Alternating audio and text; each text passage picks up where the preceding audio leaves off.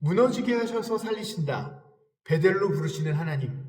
무너지게 하셔서 살리신다. 베델로 부르시는 하나님이라는 제목으로 하나님 말씀 증거하겠습니다. 성공을 끊고 동행을 주시는 은혜인데요. 오늘 본문 창세기 35장 1에서 7절입니다. 함께 읽겠습니다.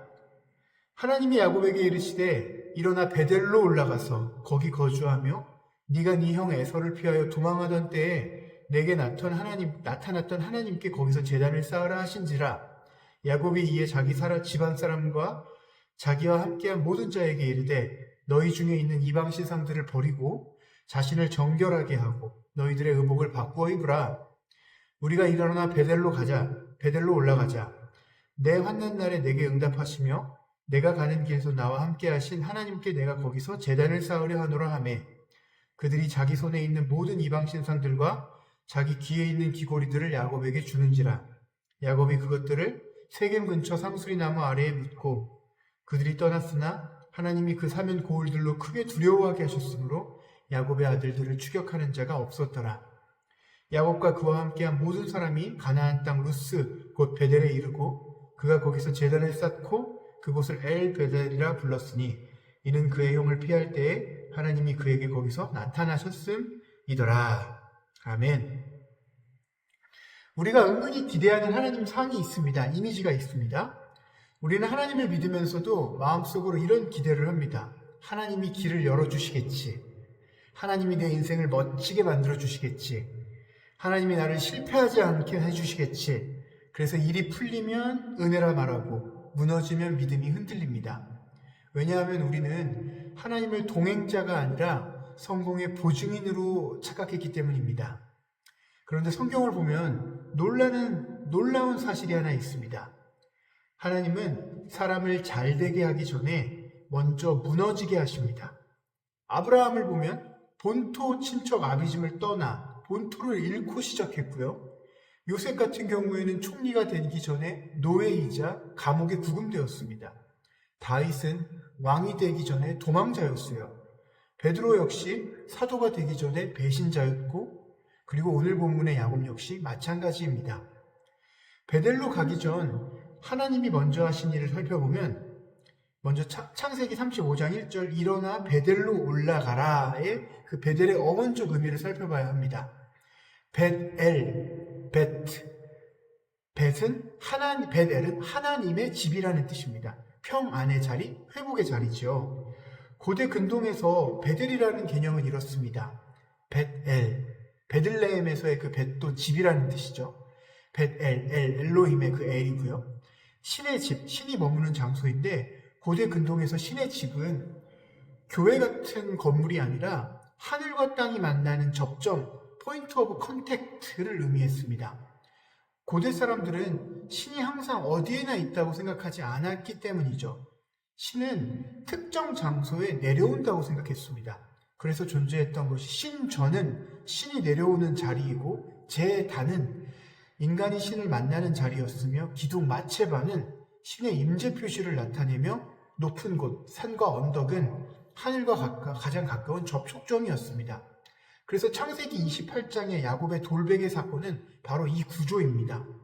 여호와께서 과연 여기 계시거늘 내가 알지 못하였도다. 즉 베델은 하나님이 처음 생긴 장소가 아니라 여기에도 하나님이 계셨다는 발견의 장소입니다. 사다리 환상의 고대적 이해를 살펴볼 건데요. 고대 근동 신전에는 지구라트, 계단식 신전탑이 있었습니다.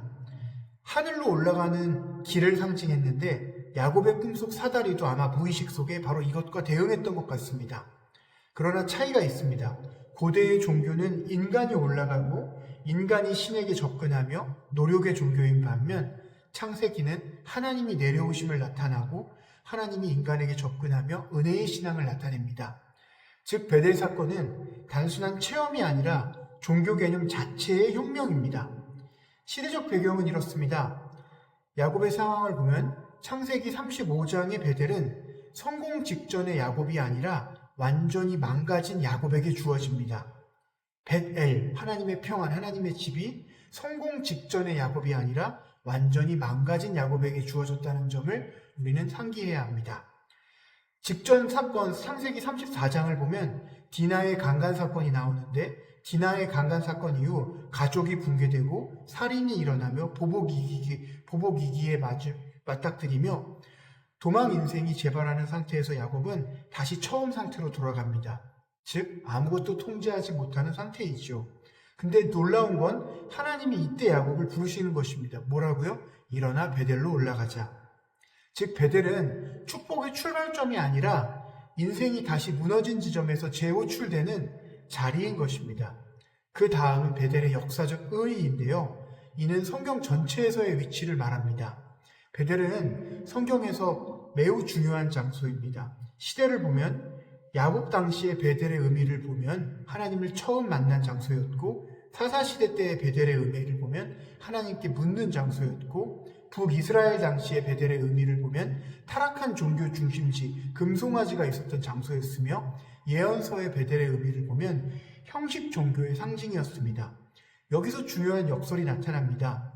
하나님을 만난 장소가 가장 위험한 우상 숭배의 장소가 되기도 한다는 것입니다. 때문에 장소는 거룩하지 않습니다. 관계가 거룩함을 의미하는 것입니다. 이제 신학적 의미를 살펴볼 건데요.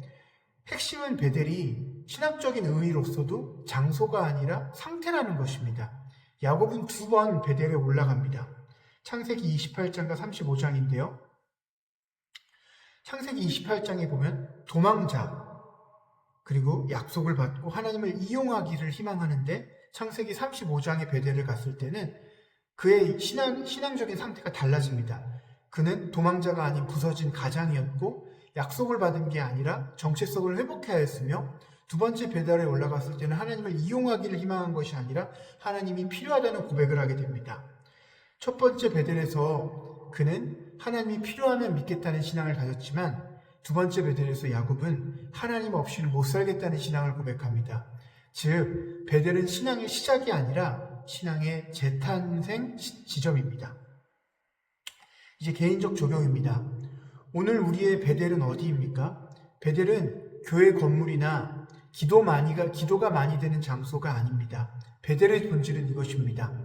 내 인생을 내가 운영할 수 없다는 것을 인정하는 순간, 그래서 베델에는 공통 특징이 있습니다. 계획이 무너짐, 자존심이 깨짐, 의지할 것이 사라짐, 그러나 하나님은 떠나지 않음. 야곱은 그 자리에서 제단을 자발적으로 쌓습니다. 제단의 의미는 단순합니다. 내가 살려 하지 않겠습니다. 하나님이 살려주셔야 삽니다. 당신에게 주는 의미는 이렇습니다. 당신의 베델은 문제가 해결되는 장소가 아닐 가능성이 큽니다. 오히려 다음과 같은 자리일 수 있습니다. 설명되지 않는 정지 상태, 이전 정체성이 작동되지 않는 시기, 자존감이 아닌 의존감으로 살아가야 하는 시간, 그곳에서 하나님은 이렇게 바꾸십니다. 성취 중심의 삶을 존재 중심의 삶으로, 통제하려고 했던 마음에서 하나님을 신뢰하는 마음으로, 계획했던 삶에서 동행하는 삶으로요. 한 문장으로 정리하면 베델은 인생이 잘 풀리는 곳이 아니라 하나님 없이 살 수 없다는 사실을 알게 되는 곳입니다. 그때부터 삶은 강해지지 않지만 무너지지 않게 됩니다. 그래서일까요? 베델을 말씀하신 하나님은 야곱을 곧장 베델, 평안으로 데려가지 않으십니다. 먼저 준비를 시키십니다. 이방 신상을 버려라. 너희 중에 있는 이방 신상들을 버리고, 야곱에게도 하나님이 있었는데 왜 우상이 있었을까요? 우상은 하나님 대신 절하는 돌이 아니라 하나님 없이도 나를 살게 해주는 것입니다. 오늘 우리에게도 있습니다.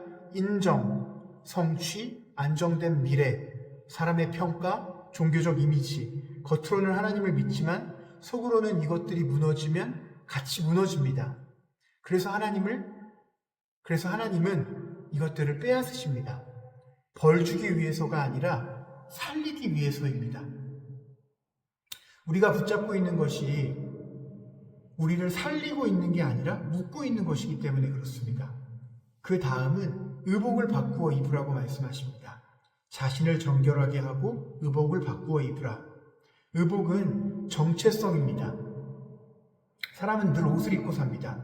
잘난 사람의 옷, 경건한 사람의 옷, 사역자의 옷, 괜찮은 사람의 옷. 그런데 하나님 앞에서는 그 옷이 다 가짜였습니다. 하나님 앞에서 입을 수 있는 옷은 하나뿐입니다. 용서받은 죄인. 하나님은 멋진 모습을 원하지 않으십니다. 정직한 모습을 원하십니다. 멋지게 예배하는 사람보다 주님 저는 지금 아무 힘도 없습니다 라고 말하는 사람을 더 기쁘게 받으십니다. 그리고 나서야 베델로 야곱은 올라갑니다. 야곱은 모든 것을 내려놓은 후에야 베델로 갑니다. 그리고 거기서 제단을 쌓습니다. 제단은 대단한 헌신이 아닙니다. 하나님, 저 혼자 못 삽니다. 이 고백입니다. 하나님이 실패를 허락하시는 이유는 다음과 같습니다. 우리는 실패하면 이렇게 생각합니다. 내가 부족해서 하나님이 나를 버려서 믿음이 없는 것 같아서. 그러나 성경은 정반대로 말합니다. 하나님의 열심을 말합니다. 하나님은 우리 인생을 무너뜨려서 데려가십니다. 왜냐하면 하나님 없이도 살 수 있는 상태에서는 절대로 하나님을 붙잡지 않기 때문입니다. 신앙의 시작은 결단이 아니라 필요입니다. 기도가 깊어지는 순간은 언제입니까? 잘 될 때가 아니라 버틸 수 없을 때입니다. 그래서 하나님은 우리를 약하게 하십니다. 우리를 괴롭히려는 게 아니라 하나님을 실제로 만나게 하시려고 하십니다. 그래서 진짜 믿음이란 잘 되는 삶이 아니라 지지 않는 삶을 뜻합니다. 우리는 이렇게 생각합니다. 믿음은 잘 풀리는 인생. 성경의 믿음은 잘 풀리는 인생일까요? 아닙니다. 성경의 믿음은 다릅니다. 믿음은 무너지지 않는 인생입니다. 차이는 이것입니다. 성공 위에 서 있으면 실패할 때 무너집니다. 하나님 위에 서 있으면 실패해도 무너지지 않습니다. 그래서 하나님은 우리의 목표를 바꾸십니다. 성공에서 생존으로, 성취에서 동행으로, 증명에서 의존으로 적용입니다. 오늘 우리의 베델은 무엇입니까? 무슨 의미입니까? 베델은 특별한 장소가 아닙니다. 기도가 잘 되는 것도 아니고 눈물이 많이 나는 것도 아닙니다. 정직해지는 자리입니다. 오늘 우리의 베델은 여기입니다. 주님, 저 잘 못하겠습니다. 저 지금 믿음 좋지 않습니다. 그래도 주님 필요합니다. 이 고백이 나오는 자리, 그 자리가 베델입니다. 결론입니다. 하나님은 우리를 성공한 사람으로 만들기보다 하나님의 사람으로 만드십니다. 그래서 때로는 길을 여시기 전에 붙잡고 있던 길을 끊으십니다. 김유신이 말을 죽였던 것처럼요. 그래서 여러분 기억하십시오. 하나님은 당신을 망하게 하려는 것이 아니라 망하지 않게 하려는 것입니다. 성공을 이루면 끝나지만 하나님을 이룰 수는 없기 때문입니다. 마지막 한 문장입니다. 하나님은 당신의 인생을 화려하게 만들기 전에 하나님 없이 살 수 없는 사람으로 만드십니다. 오늘 우리의 베델에서 그 하나님을 다시 붙잡는 우리가 되기를 축복합니다. 기도로 마무리하겠습니다. 사랑의 하나님 아버지, 우리는 하나님을 믿는다고 말하면서도 마음속에서는 늘 인생이 잘 풀리기를 더 기대하며 살아왔습니다. 문이 열리면 은혜라 말하고 길이 막히면 불안해하며 하나님을 동행자가 아니라 결과의 보증인처럼 여겼던 우리의 얕은 믿음을 용서하여 주옵소서. 주님, 우리가 붙잡고 있던 많은 우상들이 있습니다. 사람의 인정, 성취, 안정된 미래, 괜찮아 보이고 싶은 마음과 무너지기 싫은 자존심을 우리의 구원처럼 붙들고 있었습니다. 그러나 오늘 알게 하셨습니다. 그러나 오늘 우리를 알게 하소서. 그것들이 우리를 살리는 것이 아니라 우리를 묶고 있었음을 깨닫게 하여 주시옵소서. 야곱을 베델로 부르시기 전에 먼저 우상을 버리게 하셨듯 우리 마음속 의지들을 내려놓게 하시고 멋진 모습의 옷이 아니라 용서받은 죄인의 옷을 입게 하옵소서. 주님, 우리는 강해지기를 원했지만 주님은 의지하는 사람 되기를 원하셨음을 고백합니다. 우리는 성공을 구했지만 주님은 함께 걷는 삶을 주셨습니다. 오늘 우리의 베델에서 고백합니다. 주님, 저 혼자 살 수 없습니다. 잘할 수 없고 버틸 힘도 충분하지 않습니다. 그래도 주님이 필요합니다. 주님이 함께 하시면 충분합니다. 우리의 인생이 화려해지지 않아도 무너지지 않게 하시고 성취가 없어도 동행을 잃지 않게 하시며 증명하는 삶이 아니라 의지하는 삶으로 살게 하옵소서. 실패 속에서도 하나님을 놓지 않는 믿음, 무너지는 순간에도 하나님께 돌아오는 믿음을 우리 안에 세워주옵소서. 예수 그리스도의 이름으로 기도드립니다. 아멘.